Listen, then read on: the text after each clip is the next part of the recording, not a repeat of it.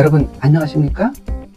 한동훈 국민의힘 당대표 후보가 발언한 나경원 후보 관련 패스트트랙 사건이 일파만파 비난을 받고 있습니다. 지난 17일 CBS 라디오 생중계 중에 한동훈 후보는 자신을 연속적으로 공격한 나경원 후보를 향해 대응했습니다. 대응 과정에서 나 후보가 연루된 패스트트랙 사건을 소환, 자신에게 공소를 취소해달라고 부탁한 적 있지 않냐고 말했는데, 이게 많은 사람들에게 비난을 받게 된 계기를 만들어준 것 아닙니까? 지난 2019년 나경원 후보가 자유한국당 원내대표 시절 국회 패스트트랙 충돌 당시 회의장을 점거해 회의 개최를 방해한 혐의로 불구속 기소되었습니다. 지금도 국민의힘 전 현직 의원과 보좌진 27명, 민주당 측 10명이 재판을 받고 있는 사건이 되겠습니다. 나경원 후보는 토론이 끝난 뒤 페이스북을 통해 한동훈 후보의 발언을 강력하게 비판했는데요. 한동훈 후보의 입이 국민의힘의 최대 리스크이며 위험에 빠뜨리는 폭탄과 같다고 공격의 수위를 높이지 않았습니까? 원희룡 후보마저 동지의식이 없고 무차별 총기 난사를 하니 이러다 모두 죽는다고 직격했는데요. 한동훈 후보를 비토하며 공격의 기회를 엿보던 홍준표 대구시장까지 비열한 짓이라고 비난하면서 집중 포화를 받게 된 것입니다. 이에 한동훈 후보는 신중하지 못했던 점 죄송하게 생각한다며 공식적으로 사과했습니다. 먼저 한동훈 후보가 이렇게 사과를 공표한 점은 매우 현명한 판단이라고 생각합니다. 한동훈 후보의 이 발언은 준비되지 않는 발언이었습니다. 하지만 이렇게 준비되지 않은 발언이 나오기까지 나경원 후보의 집요한 공격도 문제가 컸다고 생각합니다. 나경원 후보는 한동훈 후보를 향해 왜 법무부 장관 시절에 이재명 대표를 구속하지 못했느냐며 집요하게 따졌습니다. 나 후보의 이런 질문이 계속 반복되자 순간적으로 한동훈 후보의 감정이 격해진 게 사실입니다.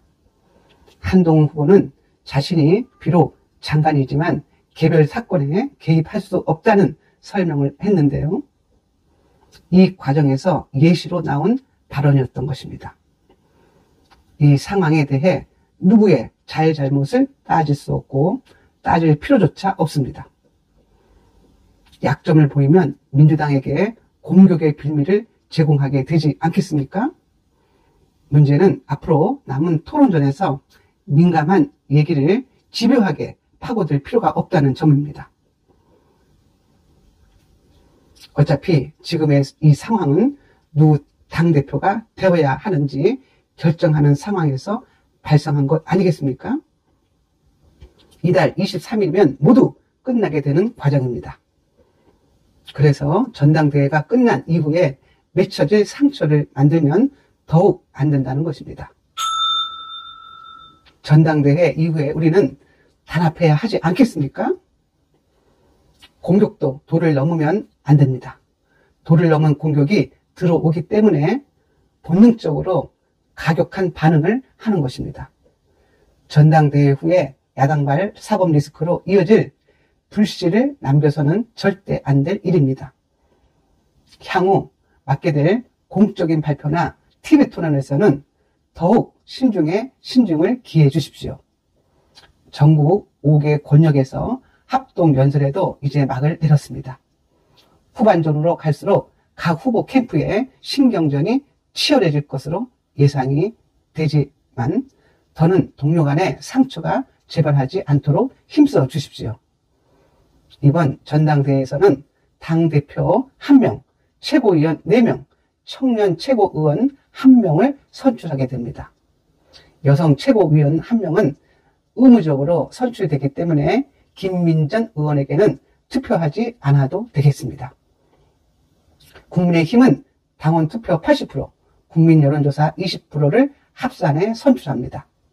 투표자는 당대표 1명, 최고위원 2명, 청년 최고위원 1명을 투표할 수 있습니다.